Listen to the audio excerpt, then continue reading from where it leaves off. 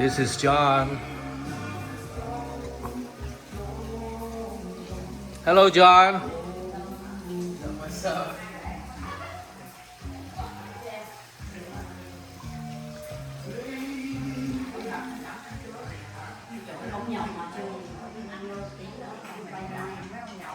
Hello, chị Mimi, chị Huyền.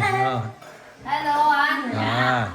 Thank you. No, Đồ thank ăn you. nhiều quá. No, thank you. Thank you for coming. Anh phải quay đồ ăn nữa chứ. Dạ hả? Thôi mất công đâu là chạy nước miếng.